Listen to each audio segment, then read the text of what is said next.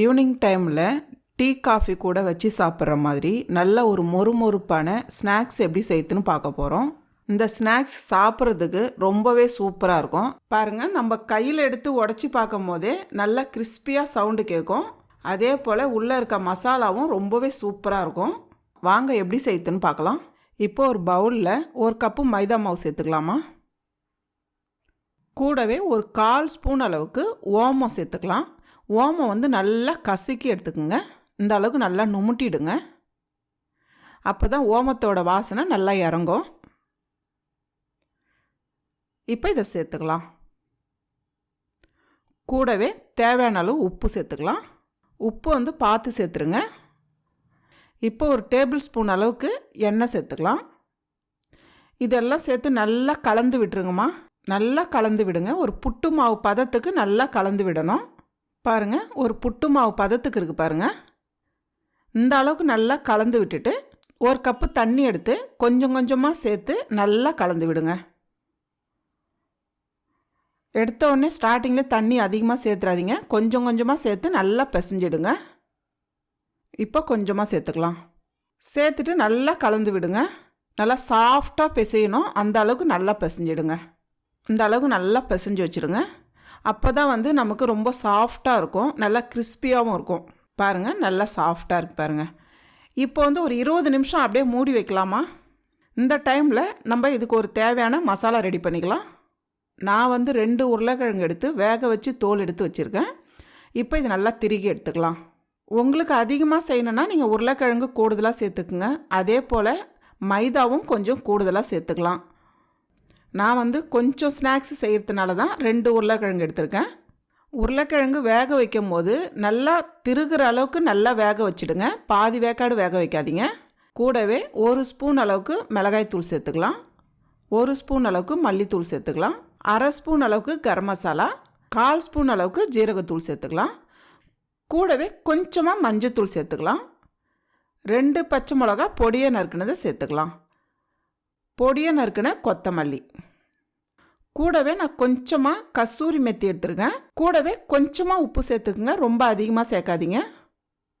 உப்பு சேர்த்து நல்லா கலந்து விட்டுருங்க.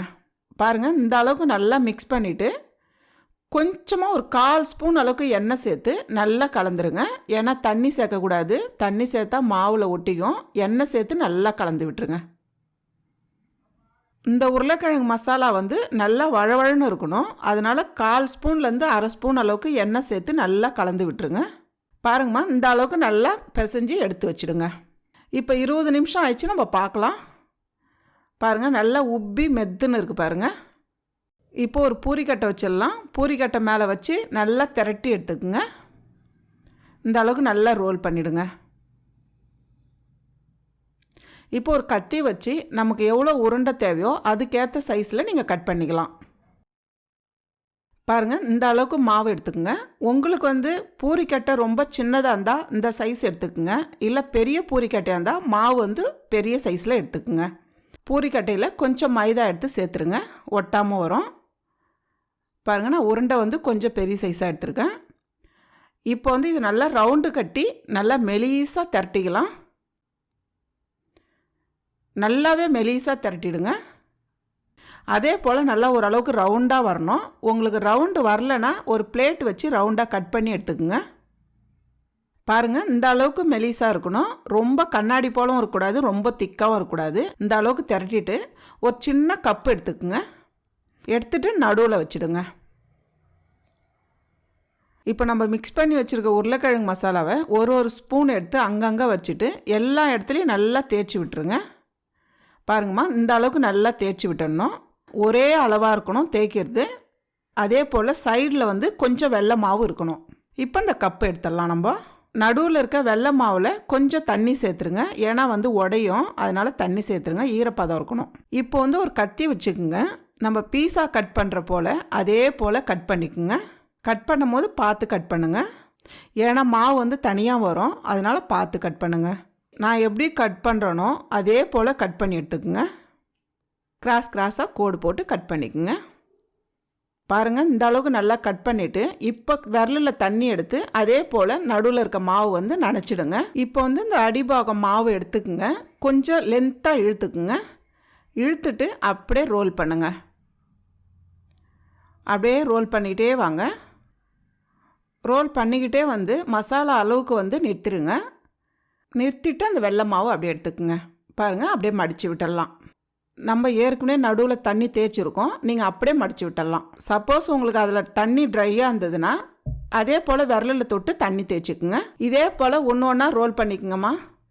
இப்போ ஒரு கடாயில் பொரிக்கிற அளவுக்கு எண்ணெய் சேர்த்துக்கலாம். பாருங்கள், எண்ணெய் வந்து நல்லா சூடாகணும். சூடானதுக்கப்புறம் மீடியமான தீயில் வச்சுடுங்க. இப்போ ஒரு பீஸாக சேர்த்துடலாம். நல்லா கேப் விட்டு சேருங்க. பாருங்கள், எல்லா பீஸும் சேர்த்துட்டு கொஞ்ச நேரம் அப்படியே வெந்து அதுக்கப்புறம் எல்லா பக்கமும் நல்லா கலந்து விடுங்க. நம்ம எப்படி வெந்துருச்சுன்னு தெரியறதுக்கு பபிள்ஸ் வந்து நல்லா குறைஞ்சி வரும். அதே போல் நல்லா ஒரு பொன்னிறமாக வரணும். நல்லா திருப்பி விடுங்க. பாருங்கள், ஒரு ஜல்லிக்கரண்டி வச்சு நல்லா ரோல் பண்ணிகிட்டே இருங்க.